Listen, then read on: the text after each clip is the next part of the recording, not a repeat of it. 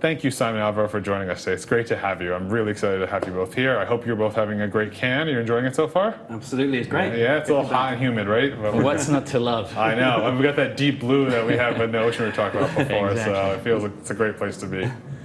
So, wanted to talk about creativity, what's going on in the world in B2B, and how we think about the opportunity that lies with AI, and really what personalization at scale means. So recently we launched our B2B study, and we found that 82% of B2B marketing leaders think creative confidence is growing in B2B. What do you think, Simon, is contributing to that? Only 82%. Only 82%, that's right, yeah. So personally, I think that we've been really obsessed over the last few years with media optimization, and there's not been enough focus on optimizing creative. And so I think as we start to think about how we address more targetable audiences, I think getting the right creative in front of those audiences is going to be absolutely key. That's my first thoughts. I'd say the second thing, really to answer that question, is technology. Ultimately, technology is what's enabled it. Visual communication, visual content is being leveraged to foster stronger audience engagement. And I think we've seen a real shift in the business landscape, whereby there's this widespread need for employees to communicate visually and really to adopt this content and design skills. Totally. And even if they don't have those specialist design skills, and it's technology that's enabled that. And we've seen that most recently with some of the technology that we've launched into the market with Firefly and Adobe Express. Everyone can create, and there's a need to create and storytell. Yeah, and I think to your point, there's just an overabundance of content out there. So being visual is a way to stand out in a way that we comprehend it, because there's probably, I'm sure, Alvaro, you see so much different creative and things that you're just like, how do I process all the content that's coming in, right? Yeah, we're saying that creativity is the new productivity. When you take away the administrative burden, when the workflow becomes less about work and more about flow, then what you're left with is creative. And the quality of your creative, the ability to tell a differentiated story, an authentic story that connects with your audience, is what will differentiate you. I would add one more thing. I think there's pent-up demand for this amongst our marketing teams. I don't know a marketer who didn't join marketing out of uni in their hearts to be creative. Yeah. Right here, here's one right here. Exactly. And unfortunately, their lives have not turned out that way. There's too much admin, there's too much project management, there's too many things getting in the way of them unlocking their creative potential. And we're on the cusp of being able to do that. That's really unlock the creative potential of the end-to-end content supply chain, including people like my campaign marketing team. Yeah. And they're super excited. That's great. To your point on administrative work, I think my team probably spends 40 to 50% of the time doing that. And that's not what we wanted to do when we were getting into marketing, right? And so I think that's great to get that. Yeah. So as you think about that, though, there is this mindset shift that might have to happen, right? So how do you help get your team into a creative headspace, if you will? Simon? I would say, don't underestimate the importance of allowing people to carve out that time, to think. We were so busy, we're so rushed, there's so much to do. Actually empowering your employees to carve out time to think creatively. I think one of the things that we always talk about at Adobe, or we talk about, is really failing forward. We encourage people to test and learn and see. Not everything is going to be successful, but you learn from that and move on. I think that's all part of empowering. And we say a good idea can come from anywhere in the organization. I think that encourages and fosters that creativity. Yeah. And Alvaro, I think we've talked before about this idea of creativity being part of Adobe's DNA, right? And I would love to unpack that a little bit more, because yes, your products are obviously all related to some sort of creative aspect, and so would love to unpack how you feel with you and your team and just beyond, you think through that. It's in our heritage. Yeah. We feel responsible and also deeply engage the creative and design community globally. They guide us. I would add one more thing to Simon's great points around the fact that it's cultural. Yeah. It's also programmatic. Within the company, we fund people's education around the creative space. Oh, wow. As well. And then within our teams, we make time and space. We give them 1 to 2 days per quarter to go focus on developing themselves for the next gen of who they want to be, right? Reinvent yourself. Yeah. It's good for the company, it's good for them. Yeah. And then one more, leadership. I think leadership is super important because you want to direct that energy and you want to direct that investment towards an end goal. And if the end goal is personalization at scale that elevates brand trust, then you have to navigate, including skill sets, towards that end state, in a year or 2 years from now. So directed skill set development, I think that's where the staff get the most energy, and it really accelerates careers as well. I'll give you an example of where we're at right now within my organization, within Adobe. So again, it's about personalization at scale. It's about elevating trust with our customers. If we bring it down a level from that and we look at one component required to execute to that vision, it's the content supply chain, right? And it's the end-to-end reinvention of the content supply chain that we need to inspire in the industry. But I'll begin with my team. That's where you can begin, right? You take it one level down and you look at the technology that we're deploying to liberate creativity.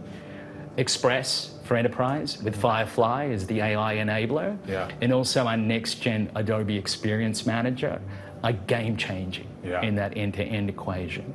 So if we give the team time and structured learning on those two areas to address the content supply chain velocity and volume required to meet that objective, it's a virtuous cycle.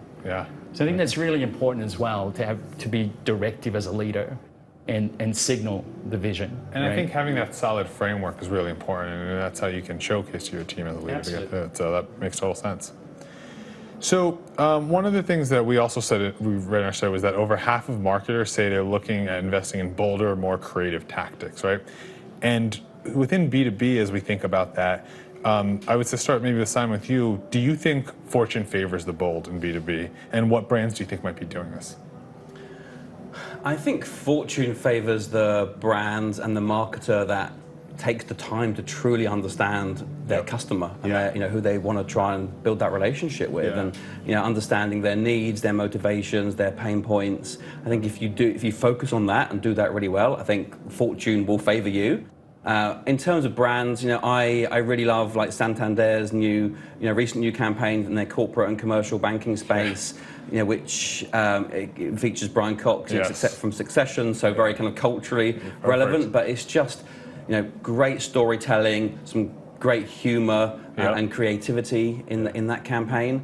And I think closer to home, I will call out Adobe's Acrobat's Got It campaign, which was, I know it was recognized by the LinkedIn's B2B Institute, but it was like focused on a specific problem. We knew that people didn't understand the full capability of what Acrobat could do for a business. And so, we created some, great use cases. I know they called out the Treehouse one as being a great example of an ad that is bold, is creative, and again, it's got great music, great brand assets, and it comes down to like great storytelling.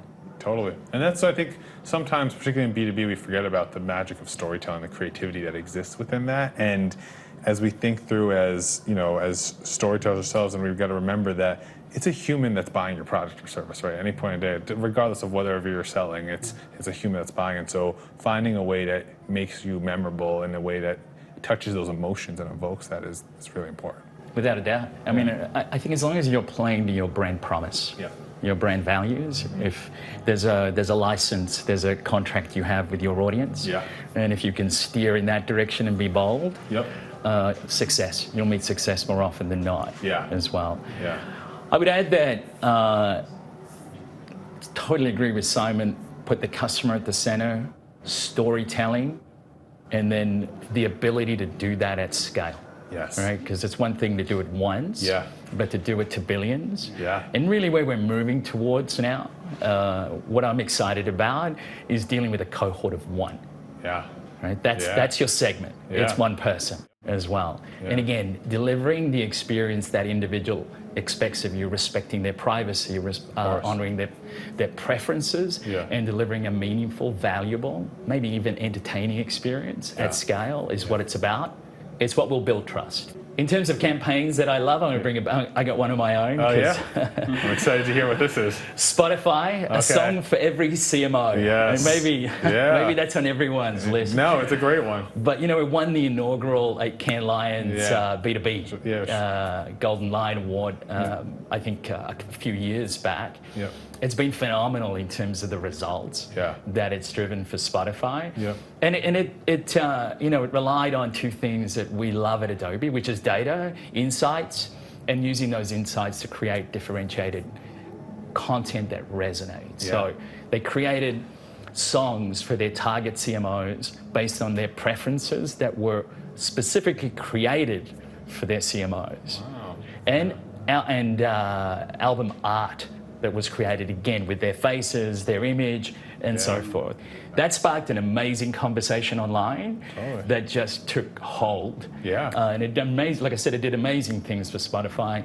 A fantastic example of the power of personalization. Yeah, personalization at scale, to your point, Absolutely. right? Yeah. And I think that, both of your points, just starting to think about the customer as the heart of it, if you will, and understanding who the person is and how to get to them in a way that they feel comfortable with too. As a marketer myself, and we struggle sometimes because, and as a B2B marketer, particularly for me, I sometimes we're tied to these lower funnel metrics and we want to drive ROI to your point, and we're all aiming to grow the company as a whole, but there's a number of ways to get there. And so we're trying to think about, how we can do business cases for our C-suite, for our executives, for our finance teams around why creative marketing is important. And you talked about personalization at scale and all those different things, but I'm curious about how you think about how to do that. It's a question that's been doing the rounds with marketing forever. Yes, that's true. I think we're closer to a phenomenal answer today than ever. The ability to attribute action and impact is phenomenal nowadays. Yeah. And I'm not going to mention the company that does that best, right? Because you can see it on my badge. That's true. But as a leader, marketers need to front to the decision-making table first as business leaders, second as marketing leaders. You need to first of all demonstrate strong ownership of the business outcome and then work hard to connect that business outcome to your marketing strategy and your marketing outcomes as well. And it can be done. Yeah.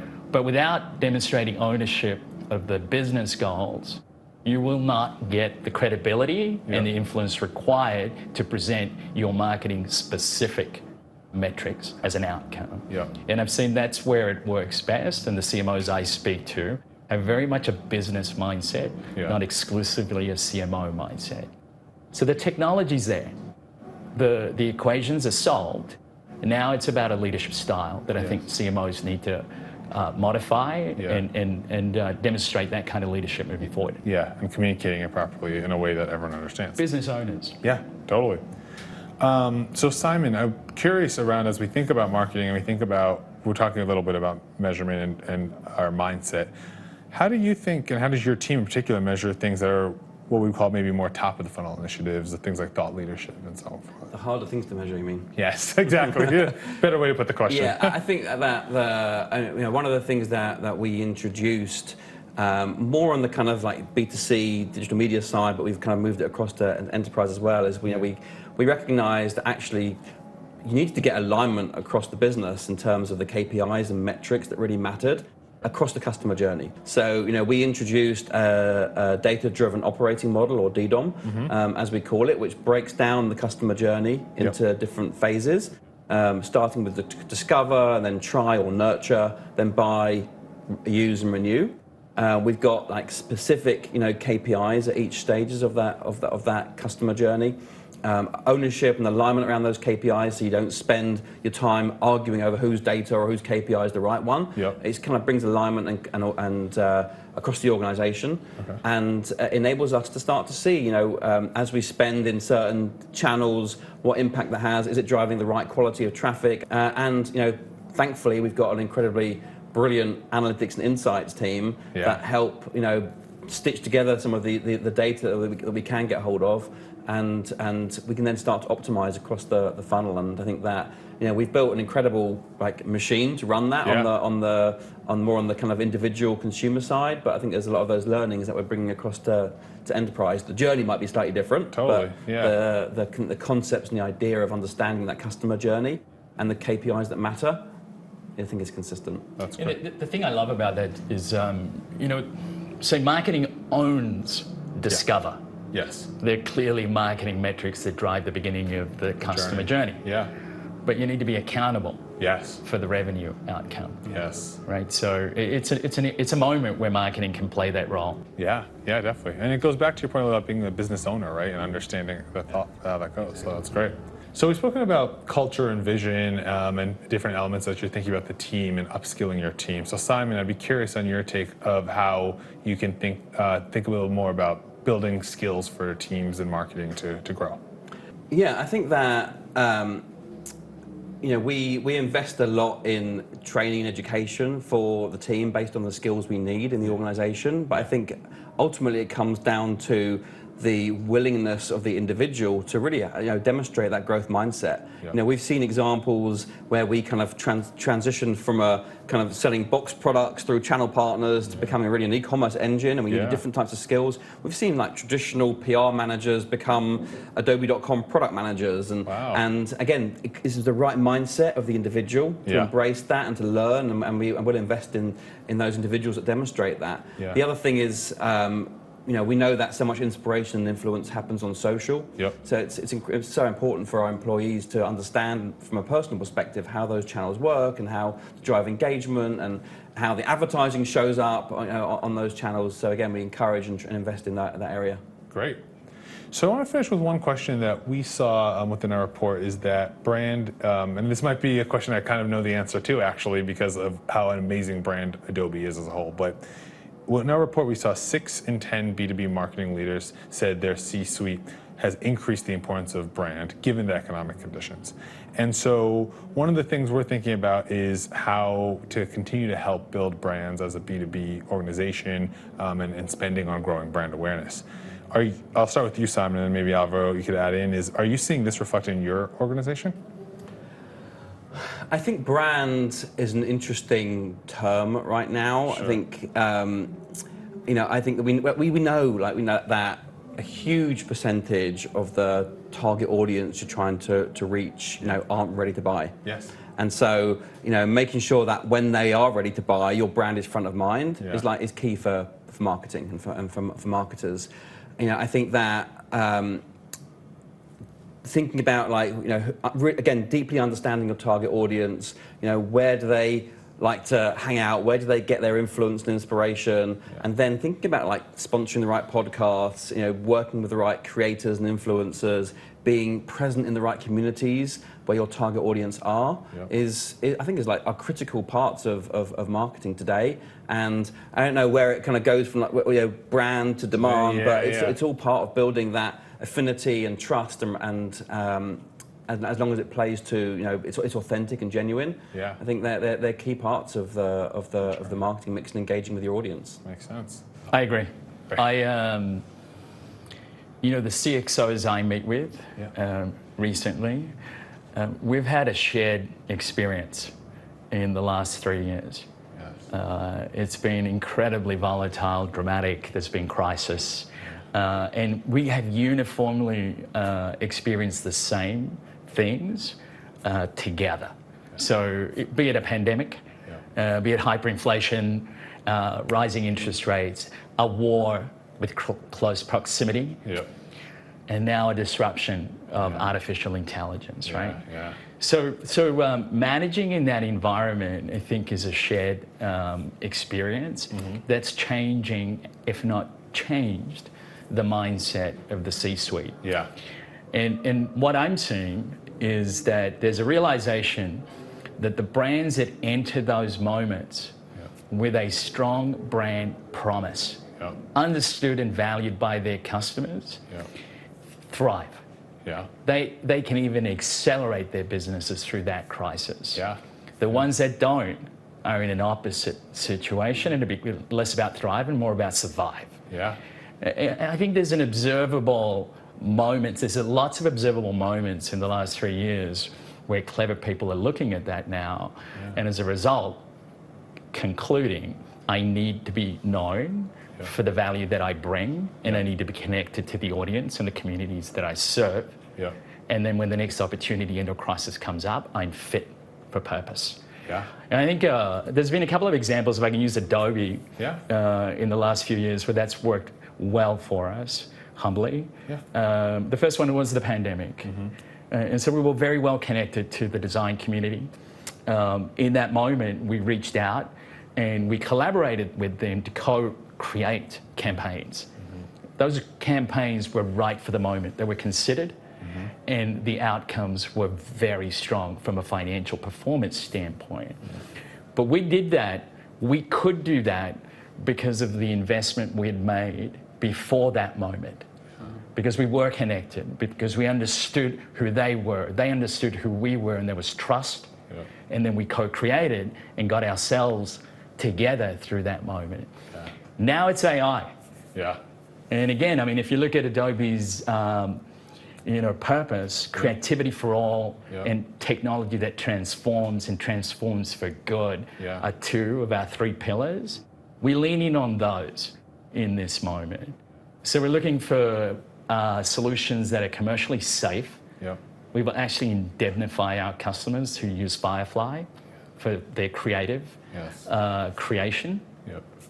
The content is tagged from the get-go, so you can track the provenance, you can track changes, and that means that we're transparent about the authenticity of that content, so you feel safe when you use it. You know how many times, by machine or human, it's been modified, so you're clear on what you're doing as well. And then we're leaning in again with the design community, and we're looking at compensation models that are going to be similar to what we've done with Stock and Behance. Historically with them on AI, right? So royalty for the fragments is kind of the situation we're headed. But that's an example of investing in your brand before the moment. And then, leveraging that position to optimize how you show up in the moment as well. It makes a ton of sense, and the analogy is great, right? I'm a race fan, and it's you win in the turns, and to your point, exactly. I love that. Yeah, exactly. And so, well, gentlemen, we could go on for hours, but this was amazing. I really enjoyed having to spend the time with both of you. Hopefully, we can do this again next year. If somebody first can. So, thank you so much for joining us.